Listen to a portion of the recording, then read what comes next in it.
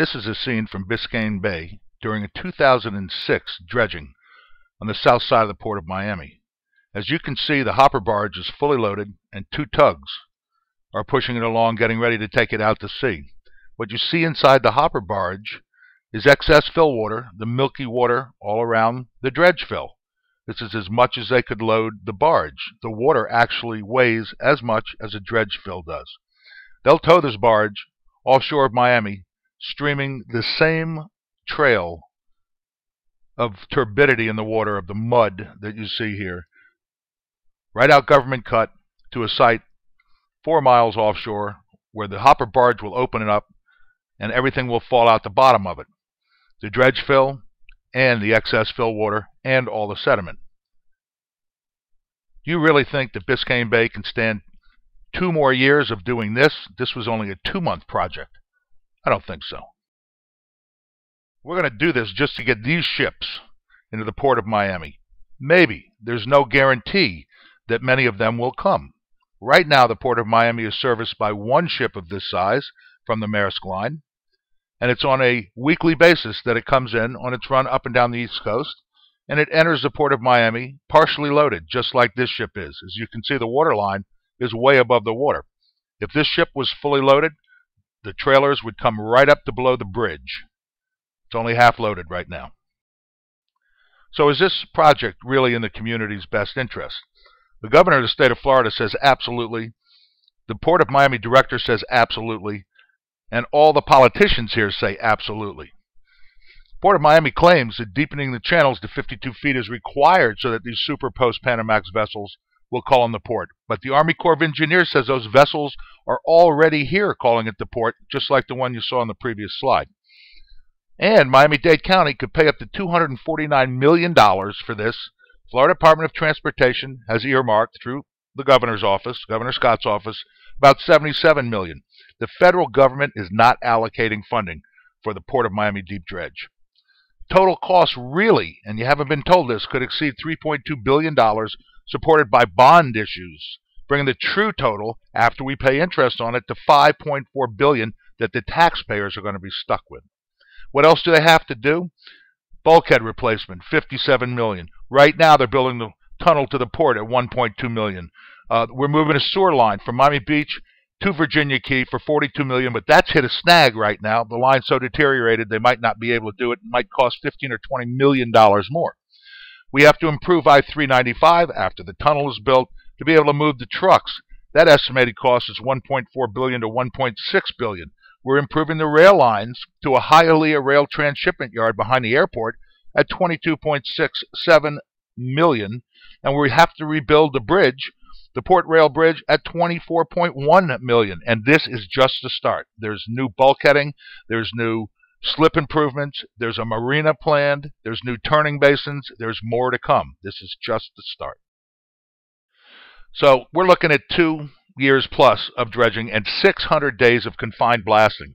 They have to blast the rock away to be able to dig it up because the rock they're going into is very hard. And it's going to involve about 6 million cubic yards of material starting at the very east side of the ship channel. This is at the whistle buoy. They have to widen the entrance for these ships because the current runs here. The ships come in sideways, they could run aground there. They have to straighten out the dogleg in the middle of the ship channel and make it straighter because they can't turn these ships very well in there, and it's fairly dangerous. And they'd like to be able to pass one ship past the other one for speed of entry and exit of the port. They want to deepen all the channels to 52 feet from the whistle buoy all the way in. They want to enlarge the turning basins to 1,500 feet because the ships that are turning in here right now are 1,150 feet. 1,500 feet gives them enough area to be able to turn around. Turning basin right at the tip of the port by Miami Beach Marina, and again on the south side of the port. They're going to widen the channels by 100 feet to give more room for these ships because they're extremely wide, even though they're still coming in here and they've been able to do it, deepening all these channels to 52 feet. And they're putting in a new turning basin and a bulkhead so they can put more ships down on the southwest corner of the Port of Miami. This picture is from the 2006 dredging experience as well. You can see Fisher Island to the upper right-hand corner, the Port of Miami, the gantry cranes off to the left side. This is Fisherman's Channel. This is the hopper barge that you just saw on its way out of Government Cut. You can see the plumes there. Now, if you look around all the way down the side of the port and out Government Cut past Fisher Island, you will see that that water is highly turbid right now from the past dredging. As a matter of fact, the little barge just to the left-hand side of the hopper barge going out, you can see the turbidity he's stirring up in the water as he moves towards the west down Fisherman's Channel. What's amazing about this, knowing that we produce this much turbidity here in Miami, is that the Florida Department of Environmental Regulations, Florida DEP, has granted the Army Corps of Engineers 5 exemptions to Rule 62 of the Florida Administrative Code. That is the law. That prevents water quality degradation in Biscayne Bay Aquatic Preserve or any Class 3 Florida outstanding water, of which Biscayne Bay is one. Here's what they've asked, 2 of the exemptions. They have been granted an exemption in moving the mixing zone for measuring this turbidity. That's the white stream, that milky stream that you see behind the tug and the barge, for measuring that turbidity from 150 yards, as stated by law, to 750 yards. And they've changed the turbidity particulate level for that dredging and the measurement, and they were set by law at 9 NTUs. That's the particulate level. They've moved it up 3-fold to 27 NTUs. Now, you wonder, how far is 750 yards? Let's assume the hopper barge is 150 feet. If you look back, you will see that just in this picture alone, we get to about 350 yards. They would never pass, not even 27 NTUs of turbidity at 350 yards. They're proposing doubling this distance before they take their measurements for turbidity. My guess is they won't pass that one either. So why did we challenge this permit? A number of NGOs and myself, Captain Dan Kipnis, have challenged the issuing of the permit by Florida DEP to the Corps of Engineers and the Port of Miami to build this. And we challenged it because the terms of these permits are not consistent with Florida's Coastal Zone Management Plan and Florida rules written to protect specifically Biscayne Aquatic Preserve and the water quality of Class 3 outstanding Florida waters. The Biscayne Bay Aquatic Preserve Act prohibits any dredging within the preserve except for minimum dredging for public navigation. This is not minimum dredging. This is major, and it's not public navigation. It's for private shipping lines to be able to use Government Cut, private shipping lines. So essentially, this is a subsidy for 3 private terminal operators that operate out of the Port of Miami. The Port of Miami does not operate their terminals. They lease them out to private operators. The total dredge area will also cover about 415 acres and will produce the same plumes of sediment that you saw in the previous slides. So DEP proposes to grant 5 variances to regulations specifically written to protect water quality, and this is a kicker right here. They're including a variance to the rule prohibiting variances for Florida outstanding waters. That's government at work, and it doesn't sound like the Department of Environmental Protection is doing much protecting for Biscayne Bay. We want to know whether the terms of the permit require sufficient mitigation. Mitigation is when you take something out, you got to replace it with something of equal or greater value environmentally. And we know that it's not accounting for all the impacts and the secondary impacts. And the rule the permit does not require best management practices either, because nobody knows how to manage a project with this much blasting, this much turbidity. Hasn't been done. We don't know how. So we have no idea what the best management practices are. The Corps proposed that initially 24 acres of seagrass mitigation, because they're going to dig up 7.9 acres of direct seagrass impacts. Direct. That means they're actually going to dig it up. So they proposed that we replace that with 24 acres of seagrass in another location. But the Department of Environmental Protection, Florida Department of Environmental Protection, is only requiring 14 acres. This doesn't make sense. They cut it from 24 to 14, and that is not indirect impacts on seagrass due to the sedimentation. We won't know what that is until a year or 2 after the project. In the draft permit, Florida Department of Environmental Protection required the construction of 24 acres of artificial reefs to mitigate for dredging of the coral reef, but now it's only requiring 9.78 acres. And they will be taking out a lot more than just 9.78 acres of reef. The Corps refuses, and FDEP will not allow mitigation for previously dredged areas, even though surveys, and we've taken plenty of bottom surveys here, have demonstrated these areas have recovered and support all kinds of marine life. They have corals, soft corals, sponges growing all over the walls and the bottom that do cover 415 acres. The Corps will only mitigate for 15 of those acres, even though all the rest of it's going to be dredged and be barren bottom when they get. The offshore artificial mitigation reef site totals 15 acres, but they're only really going to do 9.3. The site totals 15 acres.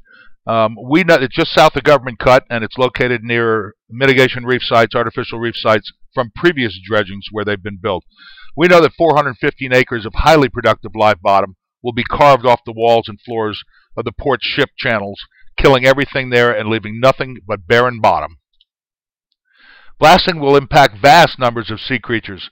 Snook spawn in Government Cut. They do it every summer.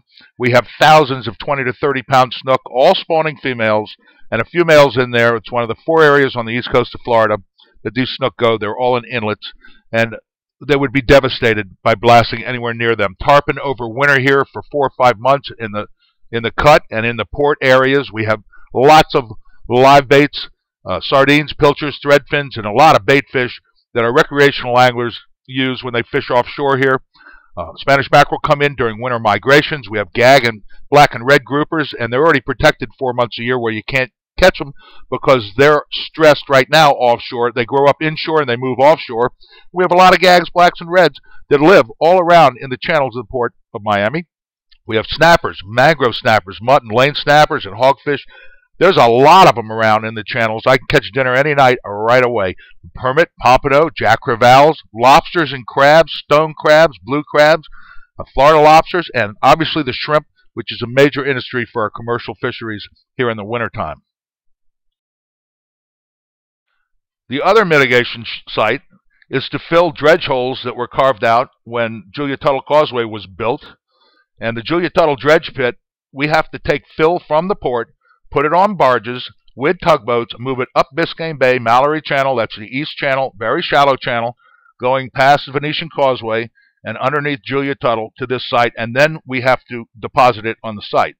The Corps is so concerned, the Army Corps of Engineers is so concerned with the contents in the dredge fill that contractors are prohibited from placing it closer than 15 feet from the existing grass flats. And I have to tell you, the grass flats on the north side of the Julia Tuttle Causeway are the richest in Biscayne Bay and have the most diverse sea life per square meter than any other area of Biscayne Bay. You know, I think we're just going to get a lot more turbidity in North Biscayne Bay because of this, and I don't think it's going to be a healthy situation for the north part of the bay. Here's why we should not deep dredge the Port of Miami. Now, I talked to a major shipper who didn't want his name used for obvious reasons, and he says that the Port Deep Dredge project will be an economic disaster, and the reasons he stated is that Miami is not already an existing shipping hub. Kingston, Panama, Freeport, they are right now existing transshipping points for the east coast of South America and the Caribbean, as well as U.S. ports. Ships are loaded with cargo destined for many sites. Each ship, many different sites, both inside of the U.S. and outside of the U.S. That's why Freeport makes sense. You can go in, unload your containers, put them on smaller ships that go to the different areas where they need to go, and that facility exists already. Port Miami does not have the acreage needed to act as a hub either. We can't handle huge amounts of ships nor containers because we don't have the room. We only have 215 acres of container storage. Shipping fees are way too high to and from Miami. We're at the very end of a peninsula. We're hard to get to. To get anything out of here, you got to put it on a truck. We don't have the rail infrastructure yet, although they're working on it. But that still might not be enough. For instance, the Port of Long Beach, California, sends out 115 fully loaded trains, rail trains, a day. We could never do that here in Miami. And he also said clearing containers through customs is very burdensome because Miami is envisioned as a drug capital, so everything is scrutinized with the utmost degree. He says it's a lot easier to ship through Houston, Charleston, or just about any other port in the country and get your containers through customs much quicker. Time is money. He says the unions are too powerful and entrenched here in Miami. That's one of the reasons he's afraid to talk on the record about this. Miami is lacking infrastructure to become a feeder system for other ports. That was the rail. That was the railhead that I was talking about, and there just isn't enough room, nor rail lines, nor trains going out of South Florida to handle this, even with an improved system. And there's not enough berthing space for these giant super Post-Panamax ships. Smaller ships also move in at the same time to offload cargo to other destinations in South America and the Caribbean, and they can't all fit in port at the same time. There's just not enough berthing space, and time is money to these people. If it takes too long, it costs them money. And here's another one that nobody looks at. Miami right now is shipping out empty containers. 42.8% of all the containers that went out in 2011 were empties. That doesn't make any sense that we're going to be storing this many empty containers. Actually, it would be a lot more if we were to pick up a few more of these ships.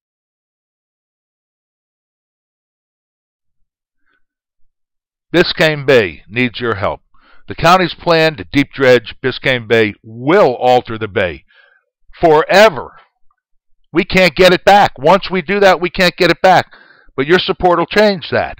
We need money. There's only a few NGOs and myself that are funding this project. And without money, we can't hire attorneys. We can't get the witnesses we need. You know, talk is cheap, but action takes cash. So here's what we need. We need to fund expert witnesses. It costs about $5,000 for each one of those. We can hire these expert witnesses to come to court with us. We'll find the best solutions. We'll be able to talk about environmental issues, shipping issues, dredging issues, but it takes money to hire these guys. You could host a fundraiser for us or a panel event, and then we can ask people for donations there, and you can make, right now, a tax-deductible donation to our efforts. How do you make a tax-deductible donation? You're going to make a donation to the Biscayne Bay Waterkeepers. Alexis is the director there, so you can contact her if you want at alexis@dbwk.org. And it is tax-deductible. It's a 501c3. And you can have your voice heard and defend our bay. You know, individuals and organizations can sponsor an expert or make donations, and we need to retain experts as soon as possible. We are going to court in a month. We will be in the main battle in August. We need your help now. We have one chance to save Biscayne Bay from this devastating project, and this is it. Once they do it, we can't put it back. Let's keep Biscayne Bay healthy and vibrant, as we all love this body of water. I thank you for your support.